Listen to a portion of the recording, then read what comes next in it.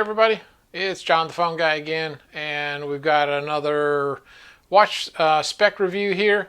Today we will be dealing with the Venom GMT. This is a Gen 1.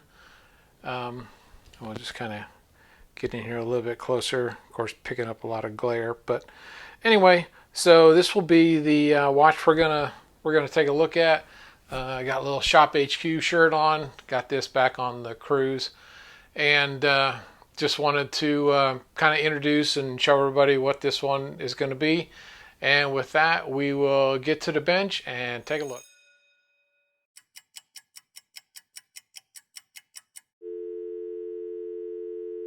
All right, here we go, everybody. So we've got the Venom Gen 1 GMT. This is model 0804. This is a 54 millimeter watch. This is 100 meters, wow, 100 atmospheres, 1,000 meters, 333,360 feet. I'm going to get this out yet, I promise. And we have the Flame Fusion crystal, which, if you can kind of tell, has a little bit of a dome to it, and we've got the bezel. One of the unique things about this is the way that the GMT runs on this thing is on a vertical scale instead of it being an extra arm on the center cannon pinion. This is running the Ronda 515.24H, which takes the 371 battery. It's approximately 45-month battery life. It's a 1 joule. The standard deviation time is a -10 to +20 seconds per month. This is, I believe, it's pretty soft. So I'm going to go with a silicone on this. Of course, you got the Invicta Reserve. You've got the full domed case back. Of course, you can kind of see me, seeing you, all that good stuff. There's the model number, water resistance, flame fusion, Swiss movement, all that sort of good stuff. High polish on this. This is obviously traditional Gen 1. You can see the very pronounced turn, which makes these a little bit more difficult for anyone. I would say probably anyone above 8, 8.25. I've talked to a few people who find these to be a bit uncomfortable where it rests on your wrist. But, you know, it's got the full 120 click bezel and screw down crown.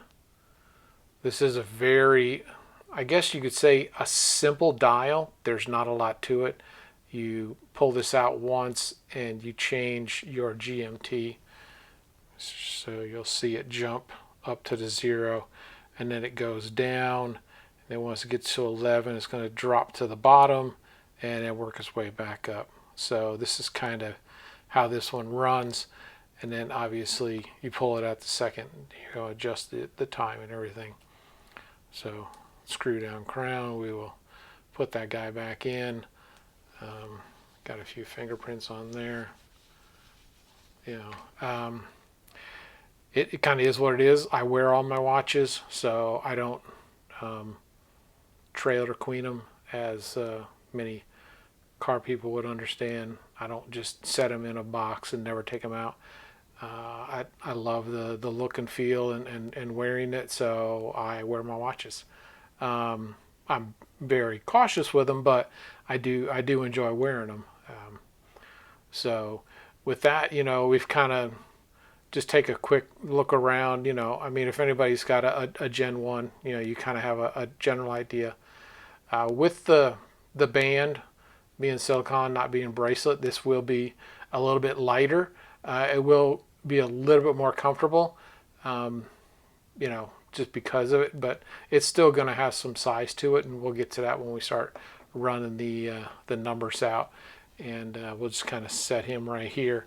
And with that, we'll go to the digital microscope and take a look. Okay, well, here we've got this Venom Gen 1 with this unique GMT timing mechanism that goes literally from top to bottom. So you've got up here at the 12 o'clock, you got your zeros, and then it goes down. Right now it's sitting at 20 on the GMT, and you got this little red indicator right here, and that's what's giving you what your GMT time is. And of course this has, you know, all of the tritonite luminescent domes at the hour markers. Of course you can see, you know, this Gen 1 bezel, just, you know, how beefy and everything it is. And this is obviously, you know, a full-blown 1,000-meter Venom, you know, as most of them are, even though I do have a couple that are the less water resistant. I prefer the 1,000-meter, but I also thought that some of the other ones are unique in that they're not like the rest, so I have a couple of those in my collection, just from of course this is a reserve, you can see, and you know, just go through and just some of the details on the dial. And let me see here if I can, I'll unscrew this so we can kind of watch. So see how it snaps back and just goes, there's 8, there's 9, 10, 11. This thing is just like a disc system, then it comes down to the bottom and comes back up. I mean, it's just so cool. Like here it goes, boop, up there. I mean, this whole mechanism is just so cool in how it works.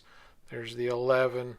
It's gonna boop come down here to 12. I mean, that's just, to me, that's just super cool. So, you know, we'll just kind of run through this guy, and I believe it was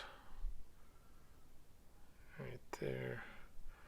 And we'll just set this back in here and screw it back down. Of course, you know, you can see the reserve badging, just, you know, standard alloy dial. But the GMT on this I thought was just so unique that it wasn't part of the center canyon like most of them are, with another, yeah, you know, swing arm, like the second hand, and in this configuration. So thought I'd really, everyone would enjoy seeing this different styling. So let's get on back to the bench and finish up. And we're back from the scope, and love the movement on the GMT up close. It's really unique. So just a really fun watch. Like I say, I have quite a few Venoms, and this one just kind of caught my eye. And I'm going to measure this guy upside down just because the bezel gets in the way. So there's your 54.2 thickness. We're going to go 21.8. The outside lug on this is 38. Yeah, we'll get it at 38. Strap is 24.1. I'm going to call the thickness on this at 4.1. I'm going to measure from the Invicta R to the Invicta R just for perspective. So the lug span is 51.9. So you can kind of get a general idea on all of that. With that, let me grab the scales real quick, and we'll throw this guy on. And I need to back it up.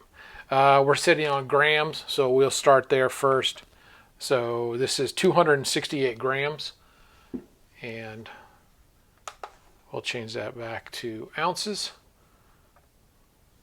And we're at 9.4. And for a Venom, that's pretty decent. Like I say, because of the silicone strap, that is going to lighten the load a bit. I would say full bracelet, this thing would probably run in probably close to 12 ounces, so 3/4 pound. They're, you know, they're substantial. Not even gonna try and say they're not, because they just are. Of course, you've got some reserve badging on on the buckle, and you got double keepers. Now this does not, as you can see, this is an older style. It does not have the contour technology, so it kind of sets flat. So, you know, from that perspective, but for me, you know, like I say, I've got a 7-inch wrist, so I'll just kind of throw it on here on me real quick. I do have the Invicta bump, so I like mine a little bit looser because I just don't like that constrictive feel. Of course, you know, double keepers and all that, but you know, that's kind of the size perspective, you know, from my wrist. So we'll just kind of go, you know, with that for there. Definitely a unique watch. I love the dial and the way they went about doing the GMT scales on this one. Very clean, simple movement. So, you know, that's kind of its thing. I like it. I like some simple dials, especially. I mean, I know this is just a metal alloy dial. When you get into abalones and some of your mother of pearls and stuff, I prefer a cleaner dial, just because you get to appreciate more of the material itself. But, you know, not to say that having sub dials and you know, different combinations aren't unique and beautiful in their own way. They are. I have plenty of those also. Just kind of, you know, making mention. Of course, you can see the R, Invicta R for reserve. You know, you got your high polish and all of that. So we'll just kind of set this guy here, and from there, I just want to give a shout out to some of the Instagram and YouTube friends and family that have channels to kind of help spread the word. And we'll give a shout out to Smitten by Invicta on Instagram, Invicta Watches and Women's Fashion, and of course YouTube sensations Trap Vision 3D and the Lifestyle page talking about all things collecting and family, and of course Tommy Big Time focusing on bracelet sizing and battery changes and everything Invicta.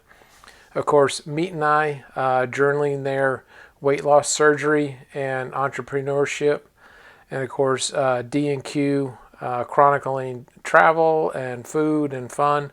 Tony Woe, Christian rapper, and his music and life perspective. And of course, you know, we do most of our shopping on ShopHQ and InvictaStores.com. Facebook, there is a plethora of groups out there for everyone's taste. Invictacruisers, InvictaVets are two of them.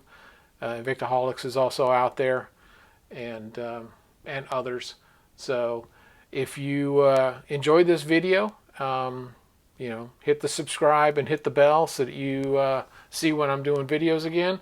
I did take I kind of talked about it earlier, a little bit of hiatus, but I plan on getting back to my normal routines of Tuesday, Friday video drops, and we'll kind of just keep going from there, and you know, sharing what we all love. So with that, I say enjoy your Invicta watches, and I hope to see you next time on Invicta Specs. Take care.